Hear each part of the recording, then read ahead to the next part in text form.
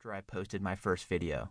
There are many hard truths in this portion of the book, but transparency is critical for evolution. I hope service members learn something about addressing failures of the bureaucracy. More than that, I hope all Americans open their eyes to the fundamental problems facing the military. The executive branch, legislative branch, and military system have demonstrated unwillingness to make the changes required. If American citizens can't force reform on the military, the United States' ability to enhance power in the foreign policy arena will continue degrading.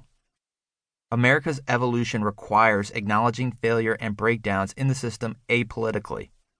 My son's future depends upon it.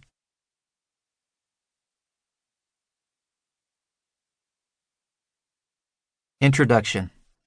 The great political conflict of our century, I believe, is that between a networked public and the elites who inhabit the great hierarchical institutions that organize modern life. The public, which swims comfortably in the digital sea, knows far more than the elites trapped in obsolete structures.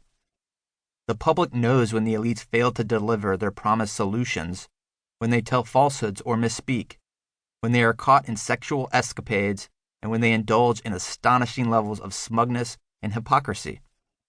The public is disenchanted in the elites and their institutions. To maintain the authority of institutions, an explanation must be provided to the public that connects events to the ideal. The moments of defeat are always instructive. Antonio Martinez in The Prophet of the Revolt. The United States military's obligation is winning wars. Period. Since World War II, the United States military has continued losing wars. Period. Military generals have insulated themselves from accountability of failed wars by deflecting blame towards politicians and adjacent foreign diplomacy departments. This excuse cannot be tolerated much longer without great risk to the American people. Addressing the American military's problems through action will increase chances of success in a future war.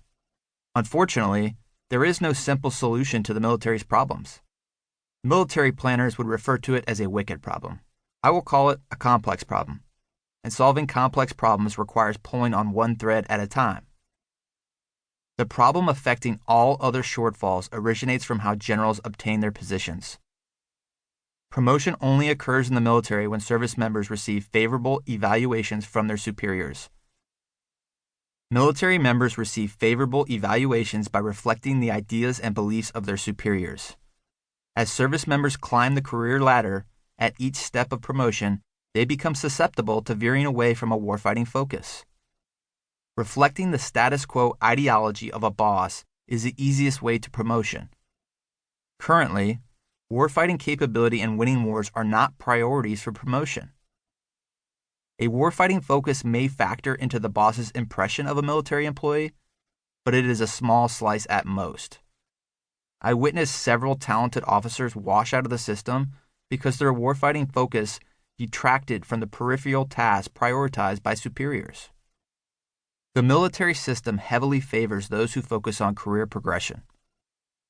Focusing on career progression at times develops an officer's warfighting skills, but at other times it detracts from it. In the current military bureaucracy, promotion is not synonymous with the necessary ideals of militaristic command. Ultimately, we have people in critical leadership positions making egregious errors because they simply are not prepared for the job. Despite the systemic failures, senior military leaders must be held accountable. To be clear, accountability doesn't solve the problem. Fixing the promotion system, career path ladder, and culture of the military should be the long-term approach. However, accountability does cause a course correction.